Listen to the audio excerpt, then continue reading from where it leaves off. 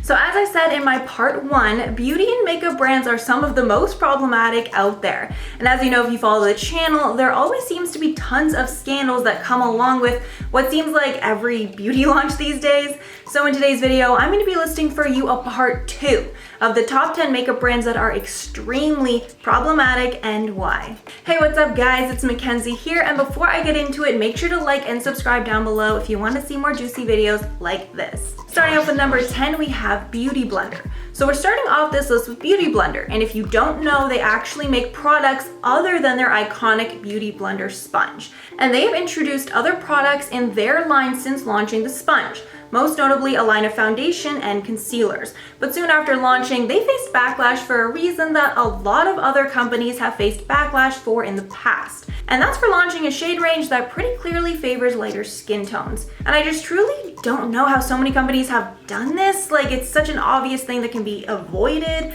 And also the companies are potentially losing profit by not being able to sell to those darker skin tones, so just a bad business decision all around.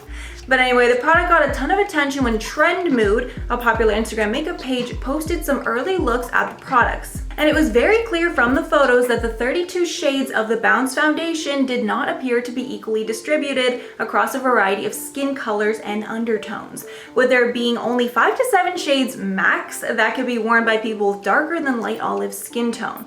The whole debacle got even worse when the brand's Instagram page responded to hate comments on the post, replying to one angry customer saying, quote, "We hear you, but the image on Trend Mood's post has a wacky filter and doesn't give a true representation of our shade range."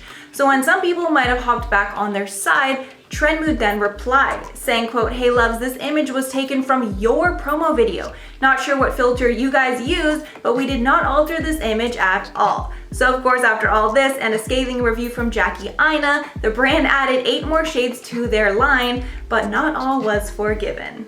Next up at number 9, MAC Cosmetics. So MAC's another brand that has had a few scandals that have caused customers to think twice about buying. Side note, MAC used to be huge. I'd say one of the biggest makeup brands in the world. And for some reason recently they kind of seem to have fallen off, like not that many beauty gurus really talk about them. Leave your theories as to why below. I'm really interested to see. But one reason could be because of some of these scandals that I'm about to talk about. So a few of the biggest scandals the brand has been involved in surrounds allegations of cultural appropriation. And MAC has actually had a few of their collections pulled because of backlash from this. Most notably was Vibe Tribe, which was inspired by music festivals, but was seen as insensitive towards Native Americans. And another huge blow was their Mexican-inspired Rodarte collaboration, where most of the backlash came from the brand naming a nail polish shade after a factory town in Mexico where young girls are frequently abused. They also received steady backlash for not being cruelty-free, as since they sell their products in China, they are tested on animals. Sia is actually someone who was caught up in this, as she got a ton of backlash when she announced her collaboration with the brand, because they test on animals and she's vegan. But Sia actually clapped back at this, stating that MAC itself does not test on animals, but China does, and MAC is trying to reverse these policies. But then this response got a whole new wave of backlash, with people saying that MAC could simply just not sell to China if they wanted to make a real change. What do you guys think about all this? Because MAC is not the only makeup brand that's not cruelty-free solely because they sell their products in China. And do you think the companies are at fault for this or the Chinese government? And at number 8, Z Palette. So Z Palette used to be a huge brand, but to be honest, I completely forgot they existed until I was researching for this video. But if you don't remember, they specialized in selling single shadows that you could essentially put into your own original palette. Then in 2017, the brand launched a product called their Z Potter, which was a machine that essentially made it easier to create your own palette. But after the launch, the brand got some backlash for launching a glorified hot plate for 85 bucks. But that's not the scandal. The main cancellation happened when Z Palette started to respond to this backlash in a way that was very unusual. Some even went so far as to call it bullying. The worst case of bullying by the brand happened when they insulted a customer's personal appearance and even called her poor, with the brand tweeting back to her saying, quote, "It's not that it's expensive, it's that you can't afford it, and you look like a cheap date, but we're not messing with you." So yeah, not a good look whatsoever. After this, customers started to boycott the brand, and BoxyCharm dropped the brand as well. Then their apology was just as bad, basically not apologizing whatsoever and saying they worked very hard on the product and were very offended by negative comments. And after that, the brand did suffer and really hasn't recovered. So this is one of the few brands that actually got canceled for their actions. In at number 7, IT Cosmetics. So IT Cosmetics is another brand that was involved in a scandal regarding foundation shades. And the reason they're seen as very problematic in the beauty community is that they have not just neglected people of color once, but actually twice in the past with their foundation launches. YouTuber Jackie Ina was one of the first people to address this, saying in one of her videos, quote, "My issue with IT Cosmetics is not the products," she said in a vlog, "it's whoever is formulating those shades. You need to have a long talk with them." This was back in 2016. Then the company had a similar scandal when they launched their Bye Bye foundation about 2 years later, with just 3 shades available for darker skin tones. When faced with backlash here, a rep for the brand claimed SPF was the reason they could not make any shades darker than what they put out. But a lot of people were sad to see they made the same mistakes twice, and this resulted in a huge hit to the rep of the brand. In at number 6, Blush Tribe. So Blush Tribe is one brand that I had not heard of, but it's a UK-based indie brand that's actually shutting down very soon. Not sure if it's because of the pandemic or because of lack of sales from some of their drama. So I actually included this because Smoky Glow brought this brand up in a video she did, where she called the company extremely problematic. Her main concerns with the brand was not the products itself, even though there's a lot of debate online whether the products are private labeled or not, but with how the brand interacts with people on their social media accounts, with Smoky Glow stating that she believes that the main issue is due to the owner itself. She mainly says that the owner is incredibly unprofessional on Twitter, where she blasts any negative comment and goes on rants shading customers and influencers. One incident in particular where the brand went on a rant was when they complained about people asking for PR, then brought up that the influencers don't even shout out the products when they do receive them. Then by doing some research of my own, I came across one Reddit user who spoke of an experience where she DM'd the brand to ask if they are private labeled, and instead of politely responding, they blasted the DM on their page and brought a ton of hate comments onto this person's Instagram page. So yeah, I would say this brand needs to hire a PR rep, but I guess since they're shutting down, they won't really be needing that. Up at number 5, we have Stila. So Stila has not one, but 2 incidents of photoshopping white models to have much darker skin tones, with tons of people accusing them of blackface. The first incident happened in 2018, when their Little White Lies shadow collection for spring 2019 was released. Shortly after, the founder and editor-in-chief of beauty news site Temptalia pointed out that the same person was in all 12 of the swatches, and they had just photoshopped the model to be darker. After the backlash, they claimed that these were not supposed to be the final promo materials, and shared pictures of another shoot with the same concept, but unfortunately, they didn't seem to learn from the mistake, as someone on Twitter called out a Stila display they saw, saying that the person with an incredibly dark skin tone actually looked to be white. And then after the internet did its thing and everyone was researching like crazy, they discovered that it was in fact a white model, and she claimed she did not consent to her skin tone being changed. So as you can expect, a lot of people declared they were boycotting the brand after that. In at number 4, Sunday Riley. Sunday Riley, the skincare brand, is a really interesting one. And there's a lot of tea here, so get ready.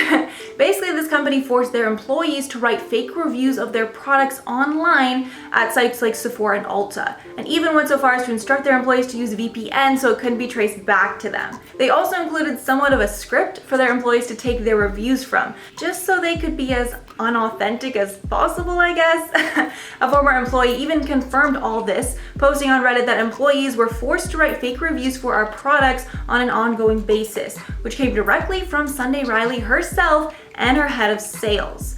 After this, of course, people were not happy, with many canceling the brand. In at number 3, Haus Laboratories. So Haus is owned by Lady Gaga, if you didn't know, and her brand received major backlash after it was announced that the brand would be sold exclusively on Amazon. And to make things worse, her launch was on Amazon Prime Day, which is already one of the company's busiest days of the year. So people were angry when her launch was on the same day that thousands of Amazon employees decided to strike in order to demand higher wages and better care. Many people on Twitter reacted, saying that they would not be supporting her brand as they didn't want to essentially cross the picket line and support a company that had workers protesting. Then others called out Gaga for supporting Amazon when around this time it had been discovered that Amazon was working with big data company Palantir, which has a $51 million contract with the US Immigration and Customs Enforcement Agency, or ICE. And people felt that by supporting Amazon, they were indirectly supporting ICE. And Gaga's decision to launch with them meant that she turned a blind eye to that situation as well. And at number 2, Jacklyn Hill. So I actually didn't include Jacklyn's brand in my last video because I felt that anyone who regularly watches this channel pretty much knows all the tea on this, but just in case there are any new viewers here, I thought I'd put a brief rundown. So Jacklyn's brand and a lot of the collaborations she's worked on before launching her own brand are just a complete mess, frankly. Her much anticipated lipstick collection was found to have white fuzzies, mold, bumps, and even glass and other harmful materials in them.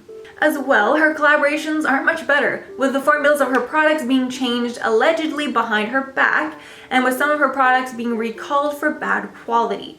Altogether, it seems that Jacklyn has just had terrible luck when launching products, and unless you're a super fan of hers, it's probably best just to steer clear until she has a successful launch. Then at number 1, L'Oreal. So this one's pretty bad, and because L'Oreal is a massive brand and this one can potentially really harm customers, it's taking the number 1 spot here. I know a lot of you were probably thinking Jacklyn would take this spot. So according to Forbes, the FDA tested hundreds of lipsticks from various brands and discovered that every single one contained lead. Not only that, but of the 10 most contaminated ones, 5 were made by L'Oreal and their subsidiary Maybelline. In a statement, the Campaign for Safe Cosmetics petitioned the brand, saying, quote, "It's time for L'Oreal to get the lead out of its products." Continuing, "The problem with the lead is it's extremely toxic even at the lowest doses. Lipstick is a product that we put on our lips and ingest directly into our body, so it's of a higher concern than other products." Another expert told Reader's Digest, quote, "The main problem with lead is that it's a neurotoxin and that it has an effect on the brain, and this is why it should be avoided at all costs." L'Oreal responded saying that their products are in full compliance with FDA regulations and that the amount of lead in their products are safe for customers to ingest. But after this, pressure was put on the FDA to modify their guidelines, and they claimed they would look into it. Although I don't think anything was really done with this, and the story just kind of fizzled out, unfortunately. So I guess you can just take this as a warning to look into the lipstick brands that you use frequently, as some may contain a lot more lead than others. Okay guys, so that's all from me on this story. Please let me know all your thoughts below. Do you think these companies deserve to be canceled? And do you think that some of these brands I mentioned that fizzled out have done so because of these scandals? Please let me know in the comments below. But before I go, I'm going to shout out some of your comments from part 1. So Taylor RS said, Morphe would not be nearly as popular if they didn't pay influencers to promote them. I don't trust them and wouldn't buy from them.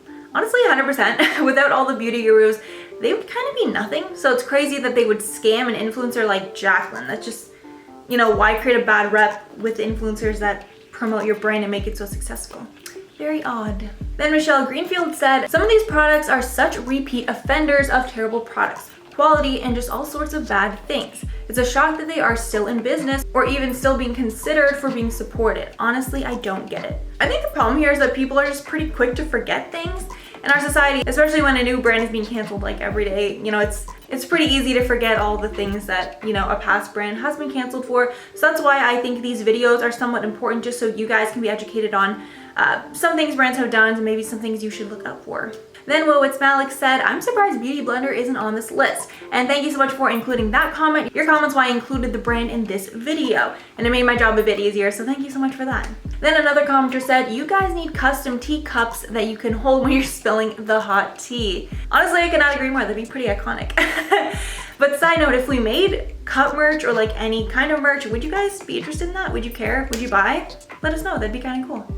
Okay guys, thank you so much for all those comments, and thanks so much for watching. Like and subscribe to never miss an upload. And thanks again for watching guys, and I'll see you in the next one.